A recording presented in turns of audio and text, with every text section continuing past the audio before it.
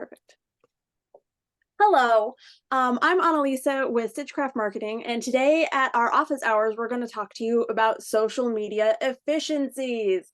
We love it. We want to make sure that we're making the most of our time and getting the most bang for our buck.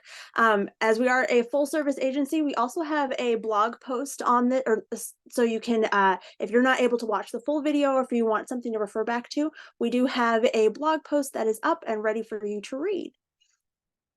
So the first part when you're doing your social media efficiencies is you have to know what you're doing. You need to have a plan. So really what you need to do is have monthly, and the time frame is up to you and what works best for you and your business. But we find that a monthly strategy session to map out everything that you have going for the month, all the events that you have going, all of your sales, classes, new product features. You've got boxes coming in the third week of the month, so we want to make sure we have an unboxing in there. Maybe there's a monthly theme. This month is National Sewing Month, so that's a great way to pull in some different things going on. But if we know the strategy and we have all of those different ideas pooled together beforehand, we can make space for them and make sure that we actively talk about each of them and give them their time. The other thing to do with your strategy meeting is to look at what has gone well before. So look at those analytics. I know analytics, I feel like, is an ugly word. People don't know what to do with it. They look at their data that exists, they never look at it again. Your strategy meeting is a time where you look at your data, look at the back end from your socials on all those dashboards, and see what has done well in the past. Is it time of day? Is it day of the week? Is video doing better? Spoiler alert, it is. Make sure you're doing video.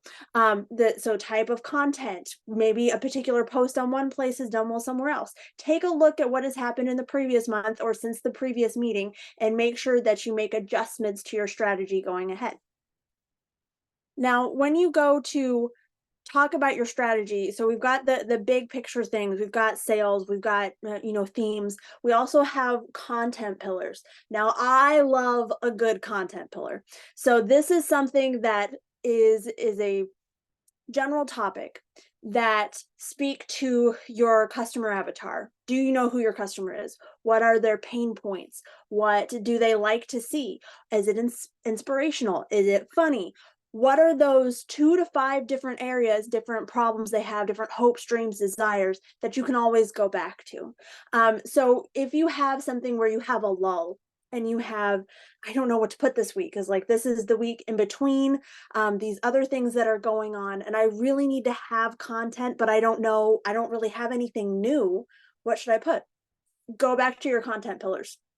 So for example, my thing is I'm a quilter. I hate binding. I can always put I hate binding and have a lot of people chime in, I hate binding too. So it doesn't have to be a really high level thought. It's like, talk about something that you know is a common problem for people. Talk about it often. Create that whole sense of community, that camaraderie. And then the other thing too, if something changes, our audiences evolve over time, our problems change over time, our content changes. Don't feel like you have to stick with something if it's not performing well, if it's not how you want to present it. Be flexible. So it's a pillar, but it's made out of Play-Doh. We can make it move however we want. The other thing when you're working on social media efficiencies is that you need to make sure that you are organized. So there's different ways to do this. It can be as simple as folders with dropping things in there. We can do things like Dropbox and have different places where people can put everything. You can have just an Excel spreadsheet or a Google Sheets. It doesn't have to be that complex. There are other things involved in schedulers or the actual apps themselves that help you organize things. So the save feature that's on Instagram, you can create little folders in the save feature and be like, okay, this designer said this, I'm going to save this picture for later and make sure that I talk about it. This yarn festival is happening this weekend, I'm going to make sure that I include that in the next strategy meeting. So it's not only about posting content, it's about making sure that you have everything you need for your strategy. So the other thing too is if you have like a dump folder where you just throw everything, you have to organize within that too. It's good to have some place to put everything, whether that's Dropbox, whether that's a folder on a shared drive, anything like that. But then you still need to organize within that space because we're trying to be efficient, right? So we need to take, just 5 minutes, 10 minutes to make sure that all the assets that we need to create good content are readily available. So put everything in one place and then take the time to just do a little bit of organization. The other part that's with organization, depending on how much you have, what you have, a scheduling app is going to make things so much easier. There's different platforms. There's different free versions, there's different paid versions, Hootsuite, Later, Metricool, Loomly, Sendable. There's now the meta scheduler that's in Facebook and Instagram. So you can use this to post the same content to different platforms at once. So there's an example there from Hootsuite of you can see your calendar at once, you can see the post, and you can see where it's going. You can also, depending on how the scheduler is set up, you can adjust your content. So if you know that you have your Instagram people are a little bit funnier, they appreciate a good joke, and then your Facebook people, they want the tips and tutorials, give me the stuff, no fluff, no fluff. You can have the same graphic, you can have the same link set up on the scheduler. So all of that work is done. And then in the scheduler, just adjust the caption a little bit to go for your different audiences. So a scheduler is a good way to get your content out there, get all of the information, but also adjust for your audience. And then you don't have to be this fancy if you don't want to, or if you don't have the resources. There is nothing wrong with creating a spreadsheet in Excel and having just different columns, put your pictures in there, put, a thing of hashtags in there. That is just fine. And then copy post to have it ready on the day. There, you can go as low tech or as high tech as you want, but they are very useful tools for making sure that you're more efficient with all of the things that you have to manage. Trello is another one that it gets its own slide for a reason. So Trello is great for project management and to organize assets. So the other things that we talked about, Loomly, Hootsuite, those are specifically schedulers. Trello, you can do the sort of same thing, but if we're doing management of a big project or a big campaign, say you have a big, there's a new sewing machine launched after Bernina University this summer. So what do we need to do to make sure that we're launching that? You can create different boards and different tasks in Trello to manage that entire big social media campaign. You can also use it to figure out your responsibilities. You can have people responsible for different things. It can be shared across different platforms. And there's lots of integrations that make it usable and within your organization. So there's Slack integrations, Google Drive, Dropbox, all those things. So you have your assets in one place. So we talked about organization. So you have your assets somewhere.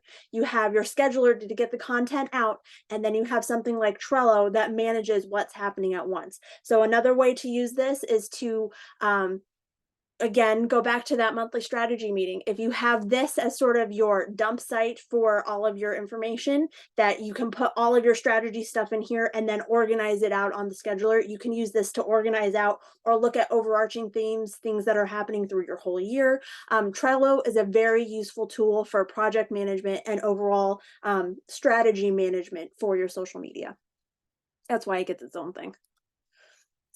The other thing that helps your efficiency are templates and brand standards. And I don't think this gets talked about enough.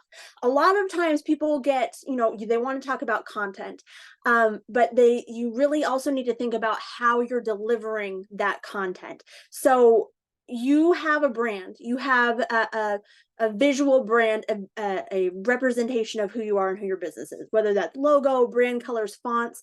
If you create templates, say you have 5 things, all you need to do is put in a new picture, put in relevant text, and you have a new post. So you can upload your own brand colors, you can upload your own fonts, you can keep the look consistent. That way, our goal is always to slow the scroll, right? So we always want to have that register in people's brain that, oh, I'm talking to my favorite quilt shop now. They put out something new. I want to look. And we want that to register all in a millisecond before they even read anything else. They want to recognize that this is their color. I know I need to look at that post. So you want to have consistent styling with those brand standards and templates, so that way you can have less work for you, because decision fatigue as a small business owner is real. You want to have less work, you want to make things go out faster, and you want to be able to set up your posts and then walk away. One great way to do that is Canva. Canva has a free option that is perfectly fine, and then they have a paid option, which is not very expensive. But it gives you all the tools of being a good graphic designer without having to be a graphic designer. It's honestly like a giant big scrapbook, and everybody loves that. So you can use it to create your social media posts, all of your flyers or handouts for events. You can even, they have tons of little graphics and logos and different things you can use in there to build your own graphics, video content with B-roll, or splice your video content together. It is a very useful tool. And then again, back to that brand standards and templating, you can have templates set up in Canva that you just go to over and over again, and you can have your uploaded fonts, brand colors, and all of that in there. So you don't have to go and hunt for a special hex code for your color. You don't have to go hunt for the right resolution of your logo. All of that is ready there. Again, back to the organization, it's already in Canva for you, so you just have to make something quickly and move on. Oh, and I have a slide about that. Sorry about that. So here's an example that we had for when we were working with a manufacturer. So they have something that's called a brand kit, and that's the particular part of Canva. So you can see there, it's got your color palette already there. It's got logos, and you can see that this one has, they both have a clear background, so you can put that on top of things. But all of that is ready to go, along with, fonts choices. You can just click that and immediately will populate, so you can just put your content out there without having to work so hard. Another thing that makes scheduling easier and social media content easier is the concept of batching. So this is something that's, again, talked about, but it really does save time. All that means is doing the same thing at the same time. So when you're batching content, you want to take all your photos at once. And then, so that step is done. And then at another point, you're going to edit all your photos at once. So that step is done. So, because when you're making something, if we were making a craft, we wouldn't just do one step and then this step and this step over and over again. Most of the time you would do, 300 half square triangles instead of one half square triangle, and then sew the seam and then another half square triangle. So it's a way to make it more efficient. Another fun tip is, you see this fun little setup here. There's different tools. It doesn't have to be that complicated. You could have a setup like with some poster board and an overhead light or a desk lamp to take all your photos and make things very easy. But having someplace set up and dedicated to your photos will also help your efficiency. The other thing for batching content, this goes back to your strategy. If you have a strategy in hand for posting, make sure you have a strategy in hand for taking pictures and for setting time aside for creating content. So that's, again, it all starts with the strategy. That's why it's the first one. So you need to have time to batch your content, and you need to do the steps all at once. Big bites here. Then if we talk to repurposing versus reposting content. So you don't have to, whenever you come up with new content, like the content pillars, we have our 4 or 5 problems that we use all the time when we're talking to our audience. We know our audience always wants to see the new yarn. We know they always are going to have a problem with, I don't know, Kitchener stitch. Like, I am not good at that. So we know that there are always things that we can talk about.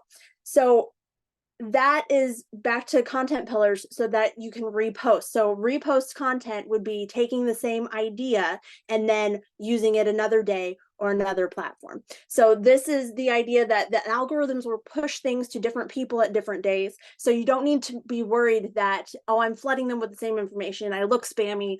No, if you are reposting content, you are being more efficient and you are more likely to reach more people. Repurposing content is slightly different. So repurposing is changing the format of the content. So it is not just taking the same photo and putting it on a different platform, or the same video and putting it somewhere else. What we were doing here is taking something like a blog post and we were turning it into an explainer video, or we're taking a video and we are turning it into a infographic. We are taking something and fundamentally changing how it's presented. And it's the same reason, is like different content formats reach different audiences. You're going to reach more people. The information isn't the same, but you're just taking what you've already done and putting it together a different way. And then if this all seems like too much for you, which is fair, you wear a lot of hats in your business, there's a lot to do.